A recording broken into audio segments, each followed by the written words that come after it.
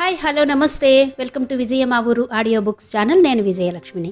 Friends, నవల స్రవంతిలో యండమూరి వీరేంద్రనాథ్ గారి నవల తులసి దళం ఆడియోగా వినిపిస్తున్నాను కదా. మరి ఈరోజు ఆడియోగా తులసి దళం నవల రెండో భాగం వినిపించబోతున్నాను. మరి కథలోకి వెళ్లే ముందు ఒక చిన్న రిక్వెస్ట్ అండి. ఆడియో పూర్తిగా వినండి. నచ్చితే గనక తప్పకుండా లైక్ చేయండి, షేర్ చేయండి, కామెంట్ చేయండి. అలాగే ఇంతవరకు మన ఛానల్ని సబ్స్క్రైబ్ చేసుకోకపోతే వెంటనే సబ్స్క్రైబ్ చేసుకోండి. ఆ వెంటనే వచ్చే బెల్ బటన్ కూడా క్లిక్ చేసి ఆల్ నోటిఫికేషన్ మీద క్లిక్ చేస్తే నేనే కొత్త వీడియో చేసినా మీకు నోటిఫికేషన్ వచ్చేస్తుంది. మరిక కథలోకి వెళ్ళిపోదాం పదండి. అనిత గది ఆ ఇంటి మేడ మీద వరండాలో వెనక వైపు ఉంది. ఆ గది కిటికీ దగ్గర కూర్చుంటే బంగ్లా వెనక వైపు అంతా కనబడుతుంది. ఆమెకు రాత్రులు అక్కడ కూర్చుని బయటకు చూస్తూ ఉండిపోవడం అలవాటు. ఆ రాత్రి ఆ దృశ్యం చాలా భయంకరంగా ఉంది. విసురుగా వీస్తున్న గాలికి దూరంగా వేప చెట్టు దెయ్యం పట్టిన దానిలా అటు ఇటు ఊగుతోంది. మెరిసినప్పుడల్లా జల్లు తెల్లగా మెరుస్తోంది. మూసి ఉన్న అద్దాల అవతల నుంచి గాలి విసురు తెలుస్తోంది. చీకట్లోకి చూస్తూ కూర్చోవడం అలవాటయ్యాక టైం తెలీదు. ఆమెవి పెద్ద ఆలోచనలేమీ కావు, అమాయకమైన ఆలోచనలు. దెయ్యం దయదల్చి బావకు మాటలు తెప్పిస్తే? గదిగుమ్మం దగ్గర చప్పుడైతే చప్పున తల తిప్పి చూసింది. నారాయణరావు గుమ్మాన్ని పట్టుకుని అలాగే చూస్తూ నిలబడ్డాడు. ఆమె కూడా కూర్చున్న చోటు నుండి కదల్లేదు. అతడి మొహం భావరహితంగా పేలవంగా ఉంది. నిస్తేజమైన కళ్ళు ఎప్పుడూ ఏదో విపత్తును సూచిస్తున్నట్టే ఉంటాయి. ఆ కళ్ళలో జాలితో కూడిన అభ్యర్థన. ఆమెకి జాలేస్తుంది. జాలి ప్రేమ కాదా? ఆమె తేరుకుని రా బావా అనబోయింది. అంతలోనే అతడు అక్కడి నుంచి కదిలి వెళ్ళిపోయాడు. ఆమె అలాగే కూర్చుని ఉంది. గదిలోని నిశ్శబ్దం భయంకరంగా తోచింది. వెళ్ళి టేప్ రికార్డర్ ఆన్ చేసింది. ఆమెకు ముఖేష్ పాటలంటే చాలా ఇష్టం. సన్నగా పాట వినిపిస్తోంది. ఆమె పక్క మీద వాలి పైకప్పు కేసి చూస్తూ పడుకుంది. దూరంగా చెట్టు కొమ్మ విరిగిన చప్పుడు. మళ్ళీ నిశ్శబ్దం. ఆ నిశ్శబ్దంలో నుంచి సన్నగా పాట. వెళ్ళిపోయిన వాళ్ళంతా ఎక్కడికి వెళుతున్నారు? ఈ ప్రపంచం నుంచి వెళ్ళిన వాళ్ళంతా. ఆమెకెందుకో ఆ సమయంలో ఆ పాట రావడం అంత బాగా అనిపించలేదు. అదే టైంకి గదిలో శ్రీధర్ శారదని అడుగుతున్నాడు. ఎందుకు ఉన్నట్టుండి మూడ్లో లేవు? ఆమె మాట్లాడలేదు. పాప ప్రసక్తి వచ్చినందుకేనా? దీనికి కూడా ఆమె మాట్లాడలేదు. ఆమెను గుండెల మీదకి తీసుకుని ముంగురులు సర్దుతూ, నువ్వు ఈ విషయం గురించి ఎందుకింత వర్రీ అవుతున్నావో అర్థం కావడం లేదు అన్నాడు. అబ్బే అదేం లేదండి. ఈరోజంటే ఆ స్పిరిట్. ఏ స్పిరిట్? ఆ స్టవ్ని ఆవహించిన స్పిరిట్. ఆమె తలని అలాగే గుండెల మీద పట్టుకుని అతను నవ్వసాగాడు. ఆమె లేచి అతని వైపు చూడసాగింది. చాలాసేపు నవ్వి, అనిత అంటే అనుకోవచ్చు, నువ్వు నమ్మేశావా అన్నాడు. ఆమె అర్థం కానట్టు, అంటే అంది. అదే స్టవ్ కదలడాన్ని. కదిలింది కదా అందామె. అతడు నవ్వి, బిఎస్సి చదివావు, ఆ మాత్రం సైన్స్ తెలీదా అన్నాడు. ఆమె మాట్లాడలేదు. శ్రీధర్ అన్నాడు, స్టవ్ పెట్టినప్పుడు క్రింద గాలి ఉంటుంది. వెలిగించినప్పుడు అది వేడెక్కి నీటి క్రింద నుండి బయటికి రావడానికి ప్రయత్నిస్తుంది. అందుకే స్టవ్ ఎగిరెగిరి పడుతుంది. మనం చేయాల్సిందల్లా అది ఎగరబోయే సమయానికి ప్రశ్న అడగడమే. ఆమె ఏదో మాట్లాడబోయి ఊరుకుంది. అతనే అన్నాడు, శారద, మనిద్దరినీ డాక్టర్లు పరీక్షించారు. ఏ లోపమూ లేదన్నారు. మనం చెయ్యవలసిందల్లా టైం కోసం వేచి ఉండడమే. Time for fertility. ఆమె అతడి మెడ చుట్టూ చేతులు వేసింది. గదిలో నీలిరంగు సబ్ట్యూట్ లైట్ పరుచుకొని ఉంది. తెల్లవారుజామనే సుప్రభాతాన్ని పఠించే పెదవులు రాత్రవగానే చాలా అల్లరి చేస్తాయి. అతడికి చాలా నచ్చేదది. ఒకే స్త్రీలో రకరకాల స్త్రీలు. శరీరం మీద వయసు అల్లరి, పెదవుల మధ్య నాలుక అల్లరి. ఎంతసేపో టైం తెలియలేదు. కేవలం పెదవులతోనే గంటల కొద్దీ ఆడుకుంటుంటే మిగతా శరీరం చేస్తున్న స్ట్రైక్, తిరగబడే ప్రవాహపు హోరు, బయట అద్దాన్ని బలంగా తోసే వర్షం, స్థిరంగా నిలబడ్డ కొండ శిఖరం, ఎగిసిపడే సముద్రం, ఉవ్వెత్తున ఎగిసిపడుతూ వచ్చి శిఖరాన్ని ముట్టడించి చల్లగా జారిపోయే కెరటం, నగ్నంగా ఉన్న వీపు మీద నాట్యం చేస్తున్న వేళ్ళు, గుచ్చుకునే గోళ్ళు, రహస్యాన్ని శోధించే చేతులు, నవ్వే కళ్ళు, అరమోట్పులైన కనులు, వెంట్రుకల మధ్య చిక్కుకున్న మల్లెమొగ్గ, నలిగి వాడిపోయి ఆ వాడిపోవడంతో అస్తిత్వాన్ని పొందిన మల్లెచెండు, పుణ్యం కట్టుకున్నవి పళ్ళో వేళ్ళో గాని చెక్కిల మీదకు వచ్చి చేరిన నెలవంక. Time for fertility. వర్షం వెలిసింది. దూరంగా ఎక్కడో కప్పు మీద నుంచి ఒక్కో నీటి చుక్క పడుతున్న చప్పుడు. Thank you Sri. దేనికి? For the enjoyment you always give అన్నదామె. అతడు మాట్లాడలేదు. దట్టమైన తల వెంట్రుకల మధ్య మొహాన్ని దాచుకుంటే ప్రపంచంలో బాధలన్నిటినీ మరిపించే నిశ్చింత. 5 నిమిషాల తర్వాత అతడు అలసట నుంచి తేరుకుని ఆమె వైపు చిలిపిగా చూస్తూ, that is scientific way of tackling A girl అన్నాడు. ఆమె నవ్వలేదు. సైన్స్ అంది ఏదో ఆలోచిస్తున్నట్టు. కీవ్ అని గడియారం ఆగిపోయింది. దూరంగా ఏదో పిట్ట అరుస్తుంది ఆగి ఆగి. శ్రీ, స్టవ్ కిందున్న గాలి వేడెక్కి స్టవ్ని పైకి తోస్తుంది, అంతేగా? అదేనా సైన్స్? ఆహా, స్టవ్ని వెలిగిస్తే ఆ వేడికి... ఆమె అర్థోక్తిలో ఆపింది. అవును, నువ్వడగ్గానే రామయ్య స్టవ్ తీసుకొచ్చి నీళ్లలో పెట్టాడు. వెంటనే నువ్వు ప్రశ్నలు అడగడం మొదలుపెట్టావు. కానీ శ్రీ, స్టవ్ని ఎవరు వెలిగించారు? శ్రీధర్ నిశ్చేష్టుడయ్యాడు. దూరంగా గాలిలో నారాయణరావు మౌతార్గన్ ధ్వని అలలు అలలుగా వినిపిస్తుంది. శ్రీధర్ J&J కన్స్ట్రక్షన్ కంపెనీలో ఇంజనీరు. ఆ కంపెనీ డైరెక్టర్లలో ఒకడు. J&J కన్స్ట్రక్షన్ కంపెనీ దాదాపు 50 ఏళ్ల క్రితం ఒక బ్రిటిష్ కంపెనీకి సబ్సిడరీగా స్థాపించబడింది. తరువాత అది నేషనలైజ్ చేయబడింది. శ్రీధర్ తండ్రి అదే కంపెనీలో ఫోర్మెన్గా పనిచేసేవాడు. అందువలన శ్రీధర్ ఇంజనీర్ అవగానే ఆ కంపెనీలో ఉద్యోగం రావడం పెద్ద కష్టం కాలేదు. అప్పుడు ఆ ఫ్యాక్టరీలో పెద్ద స్ట్రైక్ జరిగింది. నెల రోజుల సంప్రదింపుల తర్వాత యాజమాన్యానికి వర్కర్లకి రాజీ కుదిరింది. ఆ పరిష్కారం ప్రకారం కార్మికుల తరపున ఒకరు బోర్డ్ ఆఫ్ డైరెక్టర్లలో ప్రాతినిధ్యం వహించాలి. ఆ బాధ్యత శ్రీధర్కి ఒప్పజెప్పబడింది. అతను డైరెక్టర్ అయ్యాడు. ఆ సంవత్సరమే J&J 2 కోట్లకు ఒక థర్మల్ స్టేషన్ కాంట్రాక్టు టెండర్ సంపాదించి అనుకున్న టైంలో దాన్ని పూర్తి చేసి దాదాపు 30 లక్షలు సంపాదించింది. ఈ సంఘటన అతడి జీవితాన్ని మార్చేసింది. ఏదో ఎస్టేట్ అమ్మకం జరుగుతుంటే పెద్ద బంగళాన్ని చౌకలో కొన్నాడు. 20,000 పెట్టి శుభ్రం చేయించి రంగులు వేయించాడు. తండ్రి పోవడం, శారద గృహిణిగా రావడం జరిగింది. అతడి జీవితం వడ్డించిన విస్తరి. అయితే ఆ విస్తరిలో అన్ని పదార్థాలు రావడానికి అతడు జీవితపు ప్రారంభంలోనే చాలా కష్టపడ్డాడు. ఒక్క పిల్లలు లేరన్న బాధ తప్ప ఇంకేమీ లేదిప్పుడు.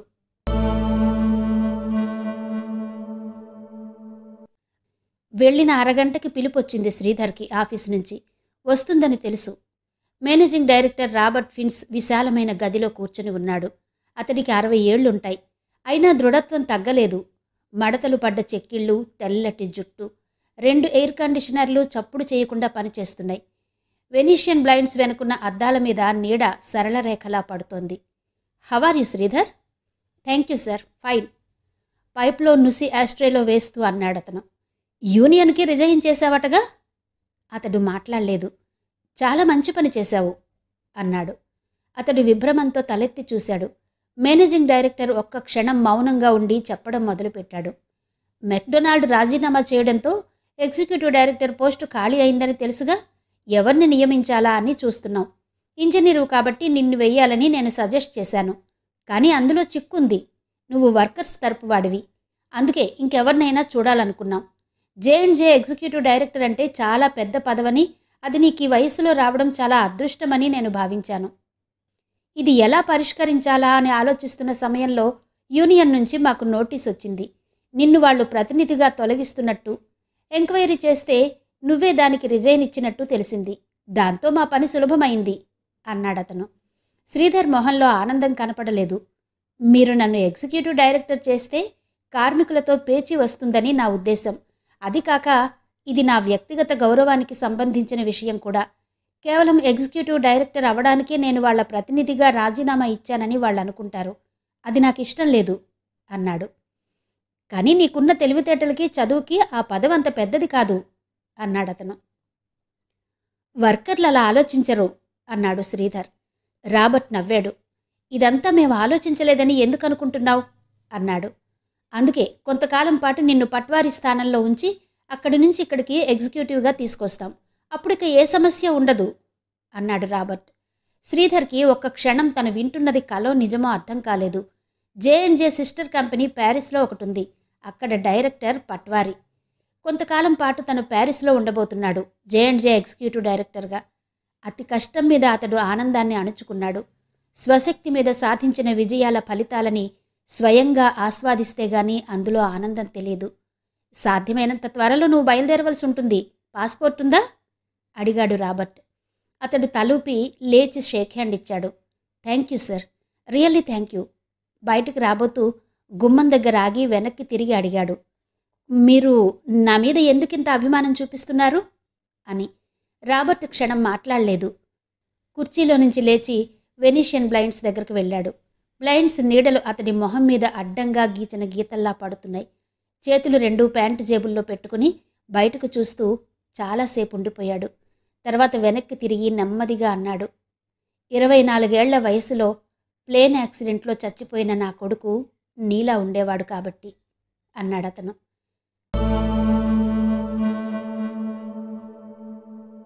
శ్రీధర్ తన ఛాంబర్కి రాగానే శారదికి ఫోన్ చేశాడు. హలో, మిసెస్ శ్రీధర్ హియర్ అట్నుంచి వినిపించింది.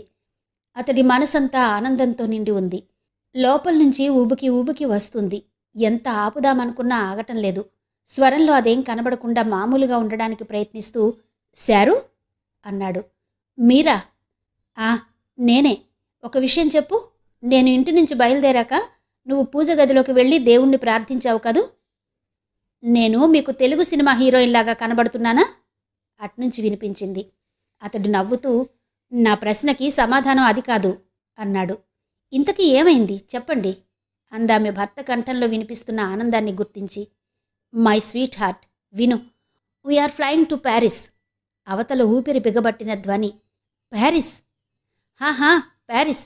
J&J ఎగ్జిక్యూటివ్ డైరెక్టర్గా. మనం పెళ్ళైన కొత్తలో హనీమూన్ చేసుకోలేదని ఇప్పుడు పంపుతున్నారు.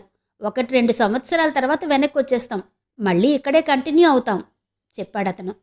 శ్రీ, ఈ విషయం మీరు స్వయంగా చెప్పకుండా ఫోన్లో చెప్పడం వల్ల ఎంత గొప్ప బహుమతి మిస్ అయ్యారో తెలుసా అందామే. అతడికో క్షణం అర్థం కాలేదు. అర్థమయ్యేసరికి కుర్చీలో ముందుకు వంగి సన్నగా విజిల్ వేసి, డార్లింగ్, ఆ బహుమతి అంటూ ఏదో చెప్పబోయాడు. రిసెప్షనిస్ట్ వింటుంది, అన్నీ పర్సనల్గా. ఓకే అంటూ ఫోన్ పెట్టేశాడు అతను. కశ్యామిని, కాత్యూష, కామిని, క్రామ్, క్రీం, క్రోధమాత్సర నాసికారిణి. అర్ధరాత్రి 12 గంటల వేళ. దట్టమైన చీకట్లో శ్మశానం నడిబొడ్డున కూర్చుని అతడు క్షుద్రదేవతల్ని పిలుస్తున్నాడు. దూరంగా ఎక్కడో చితి కాలుతున్న వెలుగు మినుకు మినుక్కుమని కనబడుతుంది. చెట్టు సందు కొమ్మల్లోంచి ఓ గుడ్లగూబ ఆగి ఆగి అరుస్తుంది. పిచ్చి మొక్కలు రాళ్లగుట్టల మధ్యలో హోమం పొగ పైకి లేచి చీకట్లో కలిసిపోతుంది. పక్కనే కూర్చుని దానిలో ధూపం వేస్తున్నది సాహిర్. అతడో ముస్లిం యువకుడు. గురువు దగ్గర తాంత్రిక విద్యల్ని నేర్చుకోవడానికి వచ్చినవాడు. దాదాపు 5 సంవత్సరాల నుండి సపర్యలు చేస్తున్నా అతడికి విద్య నేర్పబడలేదు. ఎముకలు కొరికే చలిలో స్నానాలు చేశాడు. అర్ధరాత్రి వరకు అడవులలో తిరిగి గురువు అడిగినవన్నీ సంపాదించాడు. తెల్లవారుజాము వరకు శ్మశానాల్లో తిరిగి కపాలాల్ని సంపాదించాడు. ఇప్పుడిప్పుడే గురువు కృప సంపాదించగలుగుతున్నాడు. ఒరిస్సా రాష్ట్రపు సరిహద్దుల్లో ఉన్న బిస్తా గ్రామానికి 4 మైళ్ల దూరంలో ఉన్న శ్మశానమది. మంత్రగాళ్ల గురించి, చేతబడుల గురించి తెలిసిన వాళ్లకి ఆ విషయం చెప్పగానే జ్ఞాపకం వచ్చేది బిస్తా. అక్కడున్న పిల్లవాడు కూడా శూన్యంలోకి చూస్తూ దెయ్యంతో మాట్లాడతాడని ప్రతీతి. అక్కడున్న ప్రతి వృద్ధుడి వెనక ఒక చరిత్ర ఉంది. ప్రతివాడు 20-30 మంది ప్రాణాలు తీసినవారే. క్షుద్ర విద్యలు 24. వశీకరణం మొదలు అంగక్షిద్రం వరకు. మొదటి 12 విద్యల దాకా కొద్దిపాటి కష్టంతో, అంటే కొద్దిపాటి 10-15 సంవత్సరాలకు కష్టపడితే అన్నమాట. అప్పుడు అలవడతాయి. ఆ తరువాత విద్యలు చాలా కష్టం. అన్నిటికన్నా చివరిదైన అంగక్షిదాన్ని దాదాపు 1000 సంవత్సరాల క్రితం బిస్తా గ్రామంలో బర్సోరా సాధించాడని చెప్పుకుంటారు. ఆ విద్య సాధించిన వారికి క్షిత్ అనే దెయ్యం వశమై ఉంటుందట. ప్రపంచంలో ఉండే క్రూరమైన క్షుద్రదేవతలన్నిటికీ అదే క్షుద్రమైంది అంటారు. క్షుద్ర విద్యలలో 8వది చేతబడి. అయితే ఈ చేతబడిని తిరగ్గొట్టడం కూడా సులభమే. 8వ విద్య రావడానికి ఎంత కష్టపడాలో అంత కష్టపడితే దాన్ని తిరగ్గొట్టే విద్య కూడా నేర్చుకోవచ్చు. అయితే దాని తర్వాత 8 స్థానాలు దాటితే కాష్మోరా అనే క్షుద్రదేవత అనుగ్రహం లభిస్తుంది. దీని సాయంతో కూడా చేతబడి చెయ్యవచ్చు. దీనికి తిరుగులేదు. ఈ కాష్మోరా అనేది 16వ విద్య. ఇది తెలిసినవాడు బిస్తా గ్రామంలో ఒక్కడే ఉన్నాడు. అతడిప్పుడు శ్మశానం నడిబొడ్డున కూర్చుని క్షుద్రదేవతల్ని పిలుస్తున్నాడు. అతడి మెడలో మనిషి నరంతో కట్టిన దండ ఉంది. అతడి చేతికి పసిపాప చిటికన వేలి ఎముక కట్టబడి ఉంది. అతడి వయసు 60 దాకా ఉండొచ్చు. కానీ శరీరం శుష్కించి 90 ఏళ్ల వ్యక్తిలా కనబడుతున్నాడు. అతడి కళ్ళస్థానే 2 ఎర్ర గోళాలున్నాయి. చెక్కిళ్ళు పీక్కుపోయి చర్మం వేలాడుతోంది. అతడి పేరు కాద్రా. అతడి పెదవులు కదులుతున్నాయి. అగ్నిపీఠ శక్తుల్ని జపిస్తున్నాయి. పీత, శ్వేత, అరుణ, కృష్ణ, ధూమ, తీవ్ర, స్ఫులింగిని, రచిర, జ్వాలిని. అమావాస్య అవటం వల్ల అంతా చీకటిగా ఉంది. దూరంగా నక్క ఒకటి ఊళ పెడుతోంది. ఒక తీతువు పిట్ట వికృతంగా అరుస్తూ ఉత్తర దిక్కుగా వెళుతోంది. ప్రేతాత్మలు మేల్కొనే వేళయింది. సాహి అన్న పిలుపు కాద్రా గొంతులో నుంచి వచ్చింది. 5 ఏళ్ల పరిచయం ఉన్న సాహిర్ కూడా ఆ స్వరానికి వణికిపోయాడు. వణుకుతున్న చేతులతో చేతిలో ఉన్న దొప్ప గురువుకి అందించాడు. అందులో చిక్కటి రక్తం ఉంది. మండుతున్న హోమం ముందు ఆ రక్తాన్ని పెట్టాడు కాద్రా.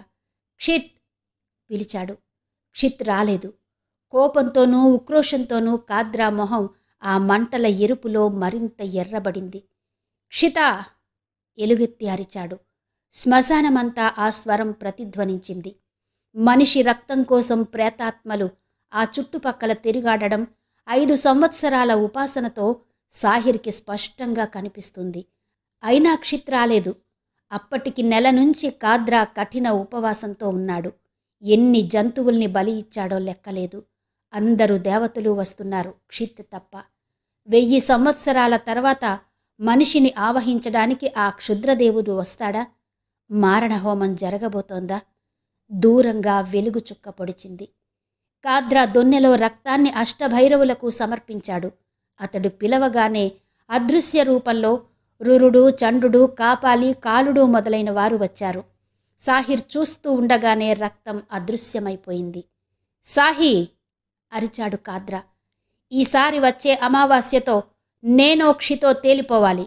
మనని అనుగ్రహించాడా సరే సరి, లేకపోతే ఈ మారణ హోమానికి నా శక్తినంతా ధారపోసి అతడిని ఎదుర్కోబోతున్నాను. నేనో క్షితో ఎవరో తేలిపోవాలి. క్షుద్రదేవత అనుగ్రహం కోల్పోతే మంత్రవేత్త చాలా దారుణమైన ఫలితం అనుభవించవలసి ఉంటుంది. ఎంతోమంది అలా హృదయ విదారకమైన మరణాన్ని పొందడం బిస్తా గ్రామంలో సాహిర్ చూశాడు. రక్తం కక్కుకుని చచ్చినవాళ్లు, కనిగుడ్లు తేలిపోయి చచ్చినవాళ్లు, కాళ్ళు చేతులు ఆడక మంచం మీద నెలల తరబడి తీసుకుని చచ్చినవాళ్లు. అయితే క్షుద్రదేవతల్ని జయించిన మంత్రవేత్తలు కూడా ఉన్నారు. కానీ ఇప్పుడు కాద్రా ఎదుర్కోబోతున్నది అంతకన్నా బలవంతుడైన క్షిత్ని. గెలుస్తాడా? సాహి అతడు దగ్గరకు వెళ్ళాడు. వచ్చే అమావాస్య నాటికి నేనుండకపోవచ్చు. ఇన్నాళ్ల శుశ్రూషకి ప్రతిఫలంగా నీకొక విద్యను నేర్పుతాను. సాహిర్ మొహం ఆనందంతో వెలిగిపోయింది. గురువు మొదటిసారి కనికరించడమే కష్టం, తరువాత సులభమే. ఈరోజే నేర్పుతాను. ఏమిటో తెలుసా? అతడు ఊపిరి బిగబట్టాడు. చేతబడి. దెయ్యంలా మర్రి చెట్టు విరబోసుకుని ఉంది. మొదట్లో కూర్చుని ఉన్నాడు సాహిర్. అతడు ట్రాన్స్లో ఉన్నాడు. పెదవులు మాత్రం కాద్రా చెప్పిన మంత్రాన్ని ఉచ్చరిస్తున్నాయి. సమయం ఆసన్నమైంది. కాద్రా మంటలలోనుంచి ఓ ఇనుప ఊచని తీశాడు. ఎర్రగా మండుతుందది. సాహిర్ కళ్ళు మూసుకునే ఉన్నాడు. కాలి ఉన్న ఇనుప ఊచని కుడివైపు లోపలికి గుచ్చాడు. సాహిర్కి ప్రేతాత్మల లయ విన్యాసం తప్ప మరేమీ కనబడలేదు. మండుతున్న ఊచ దిగడం తెలియలేదు. ఊచ ఆత్మస్థానాన్ని తాకింది. కాద్రా శిష్యుడికి మంత్రం చెప్పాడు. బిస్తా గ్రామంలో మరో మంత్రగాడు తయారయ్యాడు.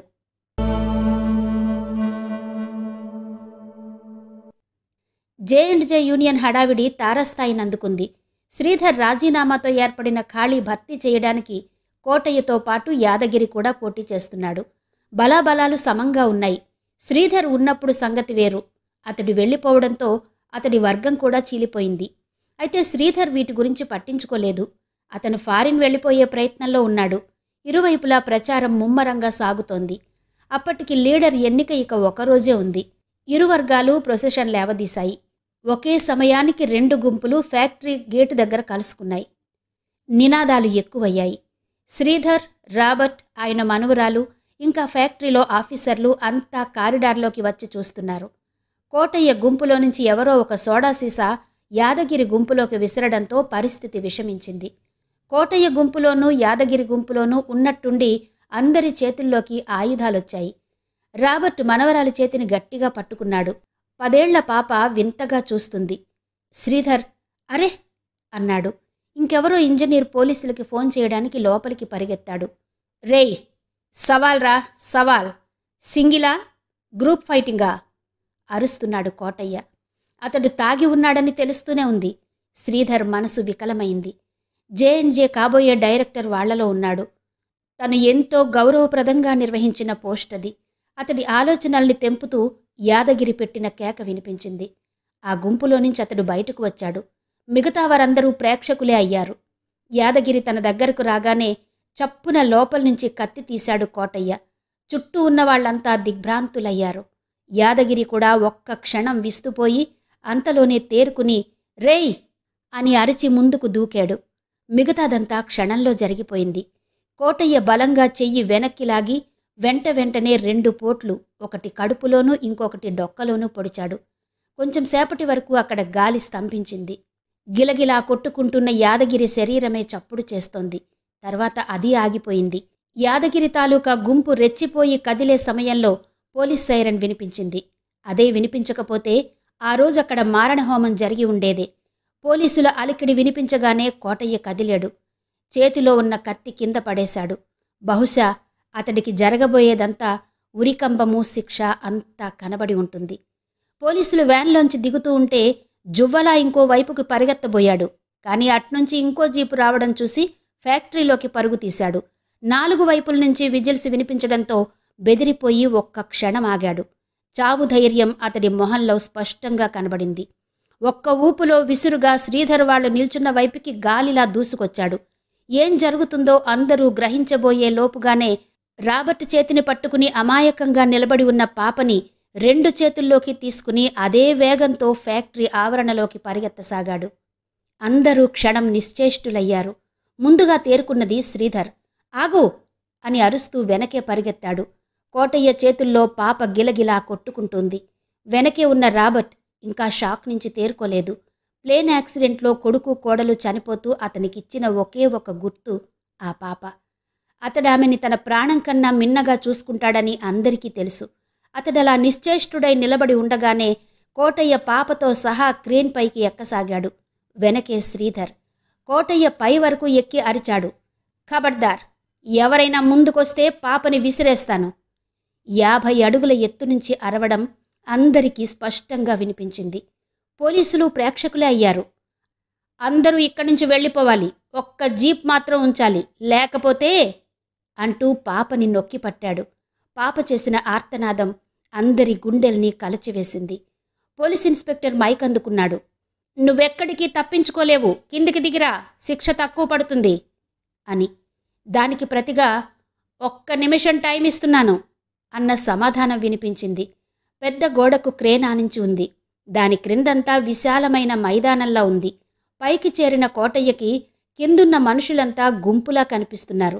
ఆ గుంపులో నుంచి ఎవరన్నా ముందుకొచ్చి క్రేన్ వైపు నడిస్తే అతడికి కనబడుతుంది. ఆ ధీమాతోనే అతడు కొద్దిగా నిర్లక్ష్యంగా ఉన్నాడు. తన వెనక నుంచి పైకొస్తున్న శ్రీధర్ని గుర్తించలేదు. శ్రీధర్ అతడి వెనుక మెట్టు మీద నిలబడి నెమ్మదిగా కోటయ్య అన్నాడు. గాఢమైన నిశ్శబ్దంలో ఆ పదం పక్కనే బాంబు పేలినట్టు వినిపించింది. క్రిందికి చూస్తున్న కోటయ్య ఉలిక్కిపడ్డాడు. ఒక్క క్షణం అతడికేమీ అర్థం కాలేదు, ఏమీ తోచలేదు కూడా. అసలే అప్పటి వరకు జరిగిన సంఘటనలతో దాదాపు పిచ్చివాడయ్యాడు. దాంతో అతడు మృగంలా అరుస్తూ వెనక్కి తిరిగి శ్రీధర్ మీదికి దూకపోయి ఆ తొందరలో క్రింద ఉన్న మెట్ల సంగతి చూసుకోక క్రేన్ ఇనుప సందుల మధ్య అతడి కాలు మెలికపడడం, క్రిందికి జారిపోతూ ఉండగా శ్రీధర్ ఒక్క గెంతులో ముందుకు దూకి అతడి చెయ్యి పట్టుకుని పైకి లాగబోవడం క్షణంలో జరిగినాయి. కింద నుంచి హాహాకారాలు వినిపించాయి. 50 అడుగుల ఎత్తులో అతడి చెయ్యి పట్టుకుని కోటయ్య గాల్లో వేలాడుతున్నాడు. కోటయ్య చేతుల్లో పాప. పాపనిలా అందివ్వు అన్నాడు శ్రీధర్. క్రేన్ రెండో వైపు నుంచి చెయ్యి అందిస్తూ. ఇవ్వను అన్నాడు కోటయ్య. చావనైనా చేస్తాను గాని పాపను వదలను.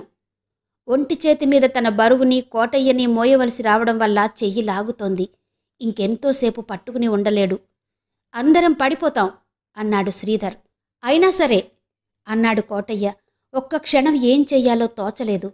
కోటయ్య అన్నాడు, పాపని పైకివ్వగానే నన్నొదిలేయడానికా? ఈ ప్రశ్నతో శ్రీధర్లో అణిగిపోతున్న ఆశ చిగురించింది. నా గురించి నీకు బాగా తెలుసు కోటయ్య. పాపనివ్వు, నిన్ను పైకి లాగుతాను. అంతవరకు హామీ ఇస్తున్నాను. ఆ తర్వాత నువ్వు వెళ్ళిపోవాలి. వెళ్ళిపోతాను. మోసం చెయ్యకూడదు. చెయ్యను. కోటయ్య తలెత్తి అతని వైపు చూశాడు. ఒక చేత్తో వేలాడుతున్నాడు శ్రీధర్. ఇద్దరి చూపులు క్షణం కలుసుకున్నాయి. శ్రీధర్కి క్షణక్షణం నిస్సత్తువ ఎక్కువవుతోంది. కోటయ్య భారీ శరీరాన్ని ఒక చేత్తో ఆపలేకపోతున్నాడు. కోటయ్య పాపని భుజం మీదకెత్తాడు. అక్కడి నుంచి శ్రీధర్ చెయ్యి పట్టుకుని పాప పైకి పాకింది. చేతి నరాలు తెగిపోతున్నంత బాధని పళ్ల బిగువున అదిమిపట్టాడు. పాప క్రేన్ చివర్న పట్టుకుని పైకెక్కింది. అది చూసి ఇన్స్పెక్టర్ ఒకడు ముందుకు పరిగెత్తి రాబోయాడు. స్టాప్ అరిచాడు శ్రీధర్. డోంట్ కమ్ అన్నాడు. కోటయ్య కళ్లలో కృతజ్ఞత క్షణంపాటు మెరిసింది. శ్రీధర్ ఊపిరి బిగబట్టి చేతిని పైకి లాగసాగాడు. కోటయ్య భారీ శరీరం గాలిలో ఒక్కొక్క అంగుళం పైకి రాసాగింది. కాని ఎంత బలాన్ని ఉపయోగించినా నిరర్ధకమే అవుతోంది. భుజం తెగిపోతున్నంత బాధ. రెండో చెయ్యి అందితే బావుండు. కాని రెండో చెయ్యి వదిలితే ఇద్దరికీ ప్రమాదం. కేవలం కాళ్ళు మెలివేసి క్రేన్ని పట్టుకోవాలి. ఒక చేత్తో అయితే కేవలం కోటయ్యకే ప్రమాదం. నిర్ణయించుకోవడానికి ఎక్కువ సమయం లేదు. క్రేన్ మెట్ల మధ్య కాళ్ళు పెట్టి రెండో చెయ్యి వదిలిపెట్టి దాంతో కోటయ్యని పట్టుకున్నాడు. మరుక్షణం అతడు కూడా క్రిందికొచ్చాడు. కాని కోటయ్య క్రేన్కి దగ్గరయ్యాడు. జరిగిందంతా కోటయ్యకు అర్థమైంది. శ్రీధర్ బాబు. కోటయ్య కళ్ళ నిండా నీళ్లు. మీరు దేవుడు బాబు.